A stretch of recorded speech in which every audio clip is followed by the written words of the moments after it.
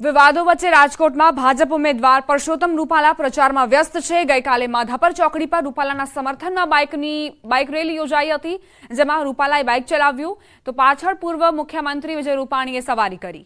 આ રેલીમાં ભાજપ કાર્યકરો મોટી સંખ્યામાં જોડાયા। વિવાદો વચ્ચે ગઈકાલે વિજય રૂપાણીએ પણ નિવેદન આપીને રૂપાલાના સમર્થનમાં આવ્યા। તો રાજકોટમાં એક તરફ ક્ષત્રિયોની રેલીનું આયોજન કરવામાં આવ્યું હતું। ક્ષત્રિય સમાજનો વિરોધ યથાવત જોવા મળ્યો હતો। મોટા પ્રમાણમાં અહીં ક્ષત્રિયો જોડાયા હતા। માથામાં કેસરી સાફા અને સાથે જ સાડીઓ પહેરીને અહીં ક્ષત્રિય સમાજના લોકોની હાજરી હતી। અને બીજી તરફ રૂપાલાનો ચૂંટણી રથ પણ આગળ વધી રહ્યો છે। સાંજે 6 કલાકે રાજકોટમાં એક રેલીનું આયોજન કરવામાં આવ્યું હતું ભાજપના સ્થાપના દિવસે, જેમાં રૂપાલાની સાથે પૂર્વ મુખ્યમંત્રી વિજય રૂપાણી પણ હાજર હતા।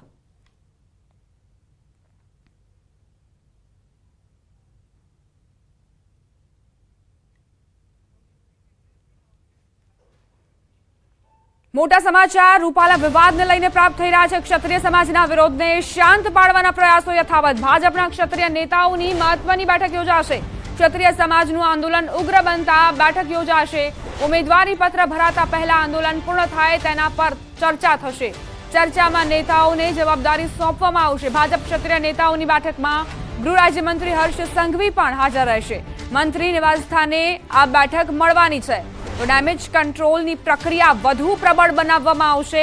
ભાજપ એક્શનમાં આવી ગયું છે અને રૂપાલાના વિરોધને જોતા, ક્ષત્રિય સમાજના પ્રચંડ વિરોધને જોતા હવે ડેમેજ કંટ્રોલના પ્રયાસો વધુ મજબૂત કરવામાં આવશે। ક્ષત્રિય સમાજના આંદોલનને શાંત પાડવા માટે ક્ષત્રિય સમાજના જ નેતાઓને મેદાનમાં ઉતારવામાં આવશે। આ પહેલા પણ બેઠક યોજવામાં આવી હતી, પરંતુ એ બેઠક નિષ્ફળ રહી। પરંતુ હવે વધુ મજબૂત રીતે તમામ મંત્રીઓ પણ મેદાનમાં ઉતરવાના છે। સંવાદદાતા મૌલિક જોડાઈ ગયા છે વધુ જાણકારી સાથે। મૌલિક, આ પહેલા પણ ભાજપે ડેમેજ કંટ્રોલનો પ્રયત્ન કર્યો, જે નિષ્ફળ નીવડ્યો। હવે કેવા પ્રકારની રણનીતિ? દીપા, સૌ પ્રથમ જયારે આ આંદોલનની શરૂઆત થઈ હતી ત્યારે ભાજપના કેટલાક પૂર્વ મંત્રી લઈ નેતાઓ જે છે તે અહીંયા આગળ બેઠક માટે આવ્યા હતા। તેમના એક જ પ્રશ્નનો જવાબ આપવામાં આવ્યો હતો કે તેમને કોઈ પણ પ્રકારની બાંહેધરી નથી જોઈતી, માત્ર ને માત્ર એક જ મેસેજ જે છે તે સરકાર સુધી પહોંચાડે અને તે છે પરસોત્તમ રૂપાલાને ટિકિટ બદલાય। પરંતુ તેમાં ક્યાંક નિષ્ફળ નીવડતા જે મંત્રી છે તેમને પણ મળ્યા હતા અને ખાસ કરી રત્નાકર જયારે આવ્યા હતા ત્યારે પણ તેમની સાથે બેઠક કરી હતી। પરંતુ હવે એક બીજો ઓપ્શન એ સામે આવ્યો છે કે બીજેપી જે છે ક્ષત્રિય સમાજની આ જે આંદોલનની નીતિ જે છે તે ઉમેદવારોના ફોર્મ ભરાય તે પહેલા જ ક્યાંક પૂર્ણ થાય અને તેને લઈ આજે ચર્ચા વિચારણા માટે એક બેઠક જે છે તે ગાંધીનગર મંત્રી નિવાસ સ્થાને મળે તેવી શક્યતા અત્યારે હાલ દેખાઈ રહી છે। જે રીતે વાત મળી રહી છે તે પ્રમાણે આ ચર્ચામાં નેતાઓ જે છે તેમને કેટલીક મહત્વની જવાબદારી પણ સોંપાઈ શકે છે અને આંદોલન જે રીતે ઉગ્ર બન્યું છે ત્યારબાદ આ પ્રકારની બેઠક એક મહત્વનું બની જાય છે કે ખરેખર બીજેપીની જે આ ક્ષત્રિય સમાજ દ્વારા વિરોધ પ્રદર્શન થઈ રહ્યું છે તે ક્યાંક ને ક્યાંક ડેમેજ કંટ્રોલ કરવા માટે મહત્વની હશે। આભાર મૌલિક, જાણકારી આપવા માટે।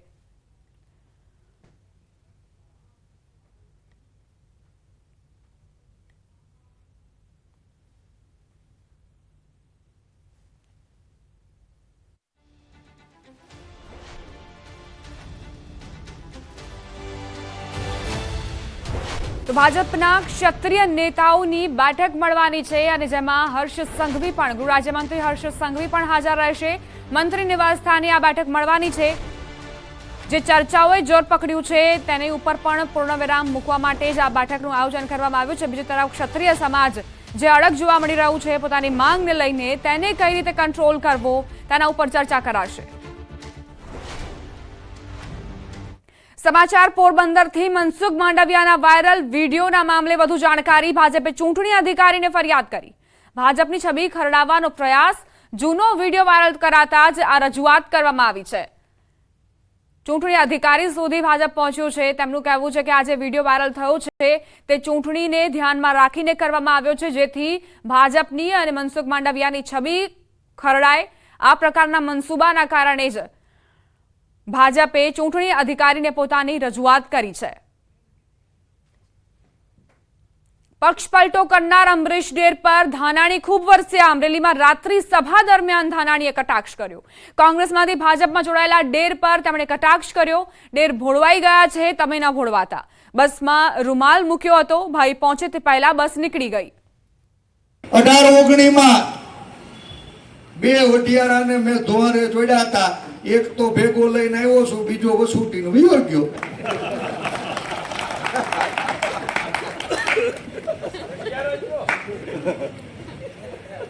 બાપા ઓલા પાટીલ કેદું ના કહેતા હતા કે ભાઈ વયાવ મેં રૂમાલ મૂક્યો છે, ભાઈ તું વયાવ તારી હાટુ મેં સીટમાં ખાલી રૂમાલ મૂક્યો છે. ભાઈ મારો ભોળવાઈ ગયો, દોડીને ગયો, બસ સ્ટેન્ડે પહોંચ્યો ને ત્યાં બસ વહી ગઈ, ખીચાનો રૂમાલ પલળી ગયો. તમને કહું છું હવે તમે કોઈ ભોળવાતા નહીં. સમાચાર દાહોદથી. દાહોદમાં કોંગ્રેસના ઉમેદવાર Prabhaben Taviyad door to door પ્રચાર કરી રહ્યા છે. ફતેપુરામાં પ્રભાબેન અને કોંગ્રેસના કાર્યકરોએ ઢોલ નગારા અને શરણાઈ સાથે પ્રચાર હાથ ધર્યો. ઘરે ઘરે જઈ પ્રભાબેન અને કોંગ્રેસના કાર્યકરોએ ગેરંટી કાર્ડની પત્રિકાનું વિતરણ કરી રહ્યા છે. એક જ ચાલે પ્રભાબેન ચાલેના નારા સાથે ચાલી રહેલા પ્રચારમાં આપના લોકસભા સંયોજક નરેશ બારિયા અને પ્રદેશ સંગઠન મંત્રી જયેશ સંઘાડા ઉપસ્થિત રહ્યા હતા.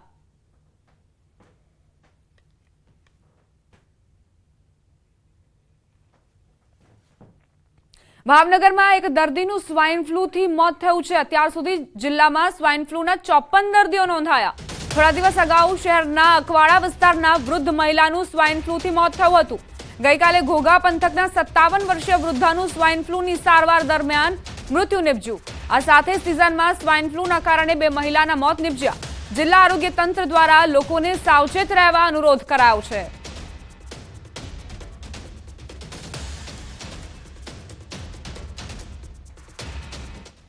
સુરતમાં ધાર્મિક યંત્રોનો ઉપયોગ કરી જુગાર રમાતી હોવાનું સામે આવ્યું. કાપોદ્રાની ગાયત્રી સોસાયટીની 140 નંબરની બિલ્ડિંગમાં જુગારધામ ઝડપાયું.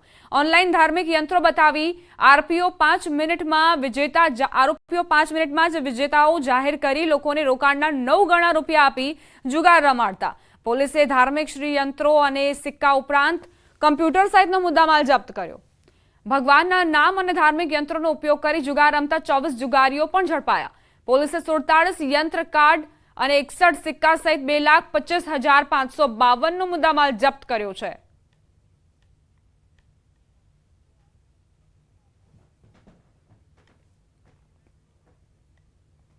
તો આ તરફ કચ્છના ભુજમાં બી ડિવિઝન પોલીસ ઘોર નિંદ્રામાં ઝડપાઈ છે.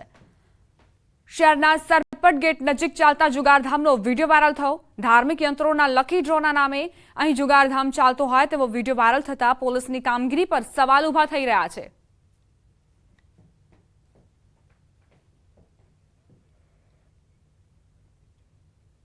લોકસભા ચૂંટણી પહેલા અમદાવાદમાં ટ્રાવેલ્સમાંથી વિદેશી દારૂનો જથ્થો ઝડપાયો. એસએમસીએ આરટીઓ રોડ પરથી રાજસ્થાનથી લાવવામાં આવતી બસમાંથી 588 દારૂની બોટલો ઝડપી. સાથે 24,000 રોકડ, મોબાઈલ અને બસ સહિત કુલ 31.60 લાખનો મુદ્દામાલ જપ્ત કર્યો. ડ્રાઈવર સહિત 3 આરોપીની ધરપકડ કરી દારૂ મોકલનારને વોન્ટેડ જાહેર કરાયો.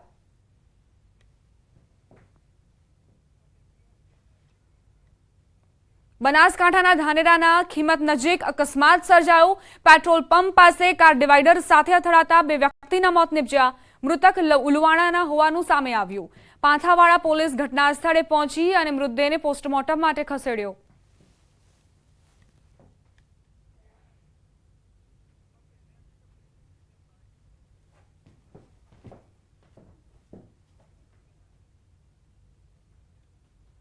બુલેટિનમાં રોકાઈશું એક નાનકડા વિરામ માટે. આપ જોતા રહો ન્યૂઝ 18 ગુજરાતી.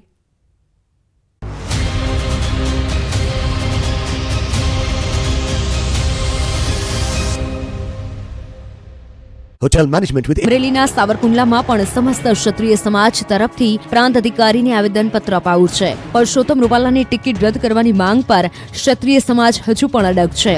ચૂંટણી પંચ દ્વારા નિર્દેશિત ધારાધોરણ અને આચારસંહિતાનો ભંગ કરવા બદલ કાર્યવાહી કરવાની રજૂઆત કરાઈ છે. આ બાજુ જામનગરમાં રૂપાલા સામે રાજપૂત સમાજમાં રોષ જોવા મળ્યો. હાલાર જિલ્લા રાજપૂત સમાજના લોકો રેલી યોજી કલેક્ટર કચેરીએ પહોંચ્યા અને કલેક્ટરને આવેદનપત્ર પાઠવ્યું. રૂપાલાની ટિકિટ રદ કરવાની માંગ કરી.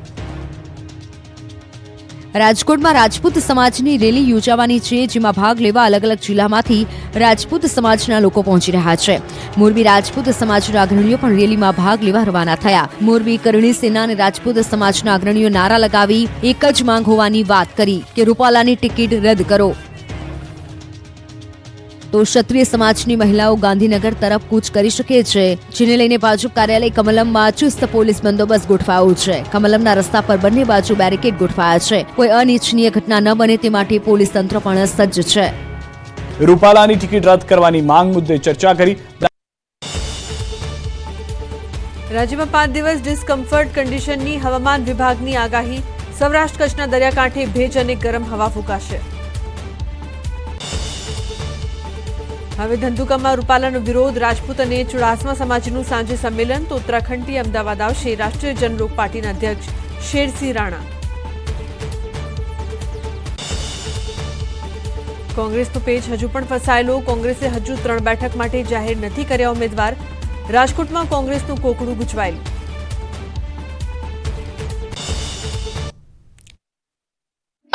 આગેવાનો ઉપસ્થિત રહ્યા. અધિક કલેક્ટરને આવેદનપત્ર આપી માંગણી મુદ્દે કરાશે રજૂઆત.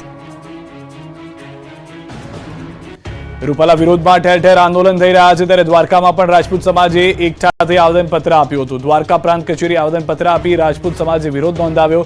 રૂપાલાના વિરોધમાં સૂત્રોચ્ચાર કર્યા હતા.